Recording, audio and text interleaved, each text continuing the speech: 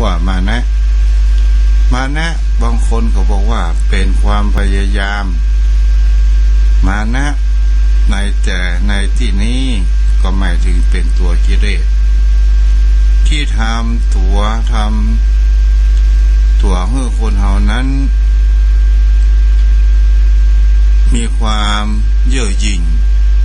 มีความอาหารการมะมังการมีความถือเนื้อถือตัวโดยการที่ว่าในการที่ว่าเฮาเป็นคนที่มีความฉลาดกว่าเขาตลอดจนถึงบางครั้งบางคราวถือว่าเฮาเป็นนักบุญมากกว่าคนอื่นเฮาเป็นคนรู้พระไตรปิฎกมากกว่าคนอื่นนี่ก็คือคำว่ามานะซึ่งบางครั้งบางคราวผู้ปฏิบัติธรรมถ้าบ่ได้กำจัดตัวนี้ออกไปอย่างเช่นว่าเฮาเป็นนักปฏิบัติธรรม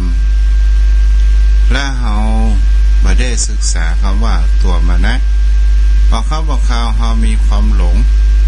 เกิดขึ้นว่าเฮานั้นเป็นนักปฏิบัติบ่มีไผ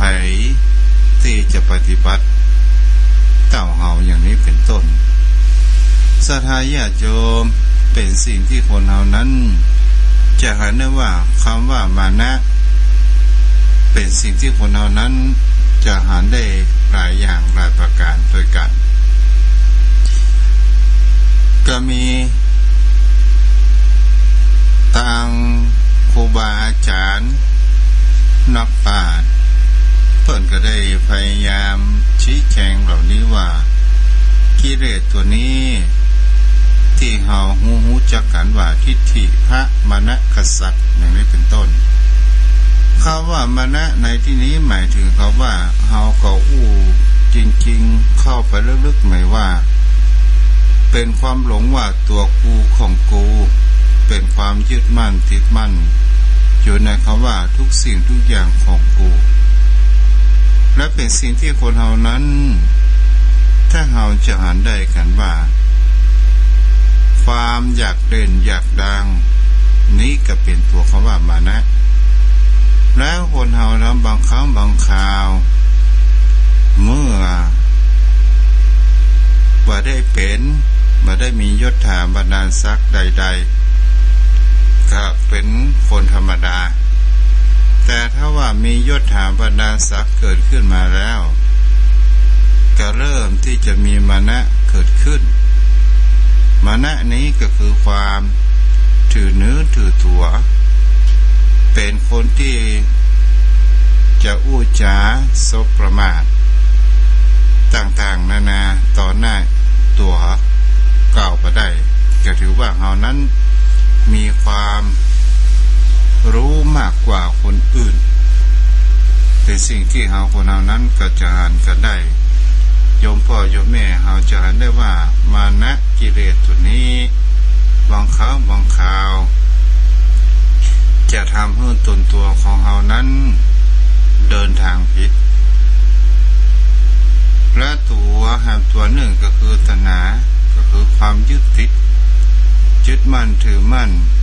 ตัณหาก็คือความบ่พอเพียงบ่พอใจในสิ่งที่อยู่และเฮาจะเป็นสิ่งที่คนเฮาได้และสักกายทิฏฐิคือความสำคัญในตัวของเฮาว่าตัวกูของกูโยมพ่อโยมแม่ทุกเจ้าก็จะได้ลงไปลึกๆไปหน่อยว่ามานะนั้นอาการแสดงกิริยามันเป็นอย่างไรถ้าเฮาจะอู้กันยังหยาบพอออกศรัทธาญาติโยมได้รับฟังกันนั่นก็คืออย่างหยาบเช่นคำว่าเย่อหยิ่งจองหองถือตัวดูถูกคนอื่นรวมไปถึงคำว่าอวดเก่งอวดเบ่งอวดดีอวดฉลาดเป็นคนที่ชอบขี้โม้พกลมอวดโรยอวดสวยอวดหล่อความ ความอดอวดทั้งหลายเหล่านี้เนี่ยก็คือตัวคำว่ามานะสถาญาติโยมโยมพ่อโยมแม่ก็จะหันข่าวทางในทีวีบางครั้งบางข่าวสถาญาติโยมทั้งหลายการเดินสัญจรของรถของราในการทำงานบางครั้งบางคราวก็มีการปาดหน้าแซงกันก็มีเหตุการณ์เหตุการณ์หนึ่งโยมแม่ก็คงโยมพ่อโยมแม่ก็คงจะจำได้ซึ่งบุคคลคนนี้เป็นระดับถึงนายพลแต่มีสักยะทิฏฐิมีความมานะถือตัวของตัวเองมีวินมอเตอร์ไซค์ปาดหน้าและก็จะเห็นได้ว่านายพลคนนี้ก็เกิดความโกรธเกิดขึ้นแล้วก็ได้ลงไปต่อว่ากับวินมอเตอร์ไซค์ตอนรถติดไฟแดงสถาญาติโยมทั้งหลายนายพลคนนี้ก็ไปบอกว่าหูก่อมาปาดหน้าอย่างนี้มีความผิดหูก่อว่าผมเป็นไผวินมอเตอร์ไซค์นั้นก็บอกว่าสถาญาติโยมทั้งหลายก็บอกว่าผมบ่เคยกลัวเลยถึงว่าลุงจะเป็นไผแต่ลุงทำไมต้องมาขี่รถจี้ผมตลอดโอ้ว่าลุงเป็นไผนี่แหละสถาญาติโยมทั้งหลายบางครั้งบางคราวมานะหรือว่าสักยะทิฏฐิมันบางตาสุดท้ายนายพลนี้มามีความพอใจก็เดินไปเพื่อเอาปืนเพื่อจะยิงวินมอเตอร์ไซค์นั้นจะหาได้ว่าเอาปืนมาตั้งจ่อแต่ก็มีกล้องวงจรปิดของสี่แยกไฟแดงและก็เป็นสิ่งที่คนเฮาจะเห็นได้ว่านายพลคนนี้ถึงมียศถาบรรดาศักดิ์แต่มีมานะและทิฏฐิมีความอวดเบ่งพ้นห้องว่าอวดเบ่งหูว่าตัวเก่าเป็นนายพลแต่ถ้าเราถามไปว่านายพลก็คือไผนายพลก็คือมนุษย์คนหนึ่งแต่คำว่ายศถาบรรดาศักดิ์เป็นเพียงแค่เปลือกนอกเท่านั้นนี่ถ้าเราลงไปอยู่ในลึกๆถ้าคนเฮานั้นมีความอวดเบ่งจองหองเย่อหยิ่ง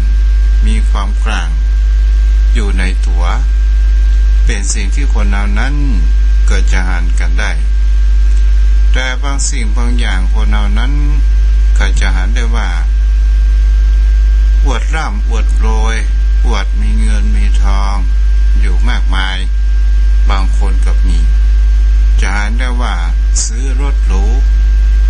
ขนาดเว้ยเป็นสิ่งที่จะต้องใช้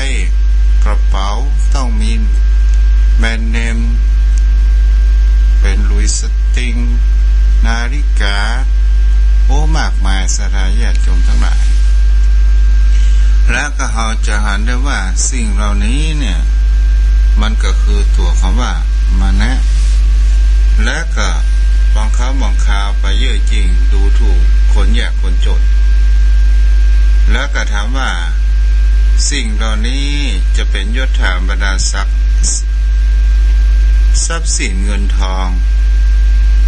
มันจะอยู่กับเราตลอดไปหรือไม่มันก็บ่สามารถที่จะอยู่กับเราตลอดไปได้การ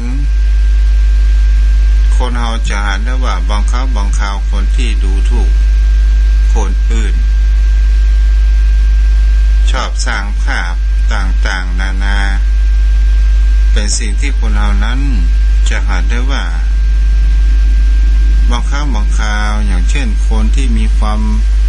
สวยหล่อหน้าตาดีแต่ไปดูถูกคนที่หน้าตาบ่ดีก็ถามว่าคนหน้าตาดีและคนหล่อ มันมีคำว่าวันแก่หรือไม่สุดท้ายมันก็จะต้องแปลคำว่าแก่เช่นเดียวกันและก็เป็นสิ่งที่คนเรานั้นจะควรศึกษาลงไปอยู่ลึกๆว่า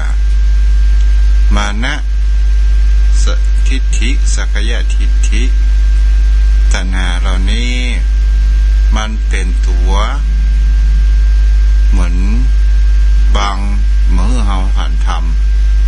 ำสำคัญเฮาในตัวของเฮาเองว่าเฮาดีเฮาเด่นเฮาเก่งมามีภัยลวกเต่าเฮาอย่างนี้เป็นต้นแท้ที่จริงแล้วคนเฮานั้นมันก็มีทั้งลวกทั้งบ่ลวกอยู่ในร่างกายของคนเฮาเดียวกันเพราะว่าเฮาจะหาได้ว่าบางครั้งบางคราวคนเฮานั้นบ่ชอบยอมรับความจริงในสิ่งที่เกิดขึ้นขายไว้ว่าเฮาแก่คนนั้นจะหาได้ว่าจะโดนคนที่เฮาตักว่าเฮาแก่เฮาบ่ได้แก่เฮาหนุ่มอยู่อย่างนี้เป็นต้นนี่แหละศรัทธาญาติโยมทั้งหลายบางครั้งบางคราวคนเฮานั้นกับมองในสิ่งที่นี่มันเป็นเรื่องเขาว่าเล็กๆน้อยๆอย่างครับหลวงพ่อพุทธทาสได้อู้ว่าตัวกูของกูบางครั้งบางคราวทำความดีสิ่งดีๆมากและเกิดความหลงตัวเองมีคำว่ามานะเกิดขึ้นหลวงปู่พุทธทาสได้อุปมาว่าเหมือนสุนัขกลับมาคบเจ้าของอย่างนี้ฉะนั้นศรัทธาญาติโยมเฮาก็จะต้องรู้ว่าตัวคำว่ามานะหรือทิฏฐิมันจะแปลให้เฮานั้นซึ่งมันเป็นกิเลสจะแปลให้เฮานั้นลุ่มหลงและเฮาจะมาหันหนทางนั่นเองแต่ข้อดีของมานะนั้นก็คือความฟูใจท่านฟูใจชั่วครั้งชั่วคราวและก็เป็นสิ่งที่เฮาจะหันกันได้ว่าความฟูใจความจิตใจเบิกบานนี้ก็คือตัวข้อดีของคำว่ามานะแต่มันไม่ยั่งยืนและก็เป็นสิ่งที่คนเฮานั้นจะเห็นได้ว่าเฮาก็ระมัดระวังกันเพราะว่าคนเฮานั้นบางครั้งบางคราวเพิ่นฮ้องว่าสิ่งเล็กๆน้อยๆมันบางตาอย่างเช่นบุคคลที่ฟังพระสงฆ์องค์ข้าเจ้าตลอดจนถึงการไปฟังเทศน์เราจะเห็นได้ว่าถ้าเราสังเกตเห็นได้ว่าบุคคลใดที่เปิดใจยอมรับธรรมะบุคคลนั้นจะมามีความสนใจจะชอบพูดชอบจาถามไถ่คนข้างๆพาให้คนข้างๆนั้นเลยไปโดยและก็มามีความสนใจในธรรมะกันเกิดขึ้นบางคนบางท่านนั้นจะหันมา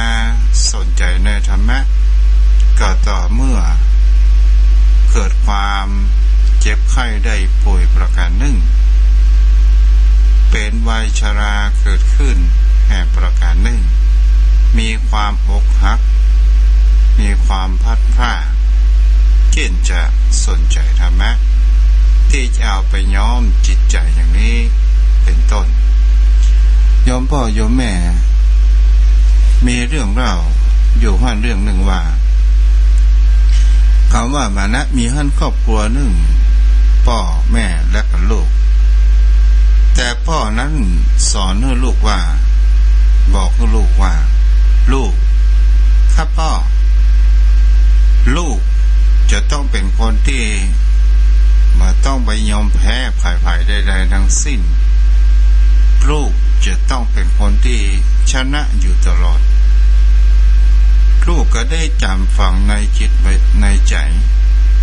พอวันเวลาผ่านไป แม่เกิดความบาดสบายหรือว่าเจ็บไข้ได้ป่วยเกิดขึ้นโดยการที่ป่อนั้นก็ได้วานให้ลูกไปซื้อยาลูกก็ได้เดินทางไปซื้อยาแต่บังเอิญไปพาคนหัวใจแห่งคนหนึ่งบนหัวซึ่งมันเป็นทางแคบเดินได้คนเดียวก็คือเว้นหลีกมาได้ต่างคนต่างมายอมก็ได้ยืนเผชิญหน้ากันสดาญาติโยมทั้งหลายโอ้ต่างคนต่างมายอมก็จากกันตามภาษาชาวบ้านเฮาไปก่อนน่ะให้ไปก่อนน่ะใครจะไปคิดถอยกันแหละยิ่งยังไม่ถอยเนี่ยต่างคนต่างเผชิญหน้ากันไปแต่แม่ตัวเก่าก็มีความเจ็บไข้อยู่พ่อก็หันพิจความสังเกตว่าลูกไปหลายชั่วโมงแล้วทำไมยังมัวไปอยู่ที่ไหนอยู่ไปซื้อยาเพียงแค่เดินทางเพียงแค่สักกิโลเดียวเท่านั้นพ่ออดใจไปได้ก็เดินทางไปพ่อสถานญาติโยมทั้งหลายเป็นว่านั่งเผชิญยืนเผชิญหน้าลูกย่องไปซื้อยาแต่อันนี้มันบัดถอยเฮ้อเจอเฮ้ออย่างใดเอาอีดีกว่าเดี๋ยวพ่อจะอุ้มหิงข้ามนี่แล้วพ่อจะยืนเต้นตัวเก่าอยู่ที่นี่ตราบใดที่ซื้อยามาแล้วเดี๋ยวเขาก็ปิกบ้านตัวกัดก็ย่อมมีความยอมแพ้ที่เขาจะหันเข้ามามานะเนี่ยมันยาวปาคือความชิบหายความหลงตัวเองอยู่มากมายซึ่งมีอยู่ในปัจจุบันในสังคมของคนเรามีหลายอย่างจะเห็นได้ว่าบางคนนั้นมีความอวดเก่งบางคนนั้นอวดเก่งอวดรวบแต่ลวกปัดแท้ก็มีเปิ้นหัวยังหูมดบนฟ้าก็หูมดบ่าฟ้าหูเรื่องเทวดาก็หูเทวดาไปทั้งหมดหูเรื่องแยกกันใส่ให้ใส่สวนก็หูมดแถมบ่พอคุยโตแถมไปจังหวัดนั้นก็ได้มีเมียคนไปแหมจังหวัดก็มีเมียคนมันก็มีสดายญาติโยมทั้งหลายอันนี้ก็คือความว่าคนที่ผู้ขี้โม้ขี้ลมคนที่มีมานะบางคราวบางคราวคนที่มียศถาบรรดาศักดิ์หูก็หาเป็นไผกระตัวเก้าขย่ำหูว่าตัวเก้าเป็นไผและคนอื่นจะงูหรือไม่แต่เพราะด้วยว่ามานะมันปิดบังกระทำให้คนเหล่านั้นมีความหลงเกิดขึ้นได้อย่างเช่นถ้าตังพระตังตุเจ้าเปิดห้องว่าตู้ว่าเจ้านะเขาเป็นพระครูนะพระครูมากับตุเจ้าแล้วดูตู้ลงว่าเจ้าตู้ลงเจ้าคุณห้องเจ้าคุณกะนี่เป็นต้นนี่แหละสถานญาติโยมทั้งหลายคำว่ามานะมันก่อให้เกิดแห่งความหลงก่อให้เกิดแห่งความผิดพลาดอย่างเช่นเป็นระดับผู้บริหารใหญ่โตถ้าคนใดมาเหมือนดังใจก็จะสร้างประหัตประหารฆ่ากันด้วยปลายกระบอกปืนอย่างนี้เป็นต้นก็เพราะว่าตัวมานะสักยะทิฏฐิตัวทิฏฐิมันมาปิดบังตานี่โยมพ่อโยมแม่ก็ลองเอาไปพิจารณากันเด้อก็ลองไปว่ามานะคือตัวอย่างพ้องมานะก็คือความเย่อหยิ่งจองหองถือตัวดูถูกคนอื่นอวดเก่งอวดเบ่งอวดดีอวดฉลาดขี้โม้ขี้ลม อวดวกอวดหล่ออวดสวยงามไปต่างๆนานาเอาก็จะอ่านกันได้ว่านี้ก็คือตัวคำว่ามานะและก็เป็นสิ่งที่เฮานั้นจะหารกันได้และขออนุโมทนากับแม่บัวผินอำโคตรรานาโรงพยาบาลรานาได้ร่วมทำบุญซื้อที่ดินเงิน300 บาทขออนุโมทนาบุญตัวเด้อแม่เด้อเนาะเอาต่อไปเป็นสายหน้าไม้เด้อสายหน้าไม้โทรเข้ามาได้063 163 9950